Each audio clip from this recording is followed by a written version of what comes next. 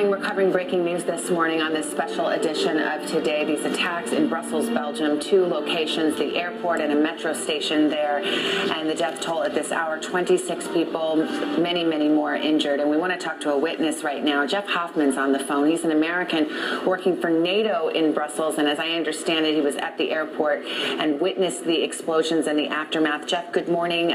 First of all, tell us how you are doing, how those you love are doing, and what you saw and heard this morning. Well, good morning back. It was a very interesting morning, to say the very least. I'm doing okay right now. The people with me, I actually have my girlfriend here, as well as an American from Ohio. We brought back here, since I'm assuming hotels will be pretty much jammed up. I think we're all doing okay, but I don't think it is completely hit, because the 3 of us were actually essentially right next to the explosion. Were you inside the terminal, Jeff, or were you in the curb check-in area? No, actually, my girlfriend was flying back. She was booked on the 9:40 American Airlines departure to Philadelphia. So we were checking in roughly about 7:40. And I was waiting outside the check-in line. It wouldn't let me kind of go through to help her with the bags. And she was at the counter, so I'm assuming probably around 7:40 something in the morning.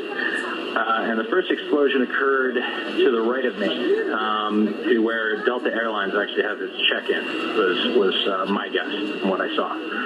So the first explosion hit, and I felt the shockwave kind of hit me, and basically you kind of turn, and a lot of debris just comes flying at you. So I turned to her, and the entire check-in queue, as well as everyone behind the check-in counters, just got kind of frozen in place, and everybody was kind of looking around. And at that point, I started to move towards her, and that's when the second one went off, which was a little bit further away, over towards, there's actually a Starbucks in the main terminal before security, and I believe it was essentially right next to the Starbucks. So at that point, you had no doubts whatsoever what was going on, and everyone kind of hit the floor. And what was kind of shocking to me was the fact that the air inside the terminal was immediately just full of smoke and debris and dust and everything else you could think of. So Jeff, you would say, what, about 10 seconds between these 2 blasts? And you've now told us something that we didn't have before. We had been told originally that one of the explosions happened outside the terminal at the curbside check-in area, and the other inside. Are you saying both were inside the terminal? From where I was, both appeared to be inside the terminal building, because once the first explosion was followed, and this is going to sound pretty horrible, but it was followed by a lot of screaming. The second explosion was greeted with dead silence. And I've been here for a bit of time, and you have taken notice ever since the Bataclan attacks, ever since Paris, ever since the lockdown that we had the second week of November. You've seen soldiers on the streets, and especially at the airport. And I guess what shocked me at first was no one was moving. No one appeared to be standing. No one was around. But when I glanced over to where the second explosion had occurred, given the fact that the ceiling was mangled inside the terminal, and next to Starbucks, there's if I can remember correctly, it's a Brussels Airlines kind of customer service desk. That appeared to be completely demolished. So once I was outside of the airport, I didn't see any damage. It was all inside the terminal building. Did you see, Jeff, some of the casualties? I mean, making your way out of that building, what did you see? When I glanced over and I grabbed Shireen and we started to move towards the front entrance, I remember a soldier came running by with his weapon, and I looked down at the floor and there was a blood trail kind of leading out. When I had glanced over and I kind of hustled her past, I viewed what I saw was a large number of casualties on the ground. And again, 30, 40 feet away, but it certainly did not look like we were going to be looking for survivors in that immediate vicinity. Once we exited the terminal building through the glass doors, there was an individual. He was intact, but he was bleeding from the face and propped up against the wall, and then you would see other people. We ended up crossing the terminal road and kind of sheltering in the garage area for a few minutes. And then, we were probably there for about 15 minutes, and that's when they started wheeling the gurneys past us.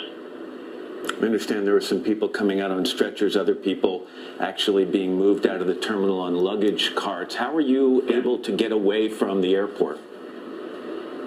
We checked over. All I had was a small cut on my finger. So we grabbed our new American friend from Ohio, and we began walking. So at that point, all traffic in and out of the airport was completely shut down. And we ended up in an area over by the cargo terminals where there was a large mass of people, and we were probably there for about 30 minutes till authorities began pushing us out. And I actually lived downtown, so we wanted to get back to the apartment, but we ended up going to the town of Zaventem, which is the railway station, and attempted to find a cab, which took us quite a bit of time. But we ended up walking probably about 2 miles out of the airport, and that's, you get to a point, you look down, you're like, why is the luggage still in my hand? And it's still there, so. Jeff, based on being there, do you have a sense of the magnitude of this blast? Did it seem to be a very powerful explosive?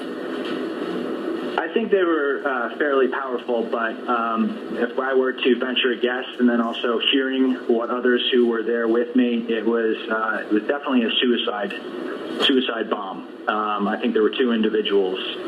That seemed to make the most sense. Security has been high here for quite a long time. They don't just, you wouldn't be able to just drop a package and walk away. So I have to assume that, I'm no expert, but suicide bomb, and yes, powerful enough. I felt the first shockwave hit me, and that was a bit of an ear ringer, and then the second one was probably even more powerful, even though it was further away. Jeff, your work for NATO requires you to be there. Any second thoughts now, given the events really over the last several months in Belgium and in Brussels, about staying there? Probably too early this morning to comment. Just to clarify, I'm actually a consultant for NATO. Okay. I'm not a direct NATO employee, but I don't know.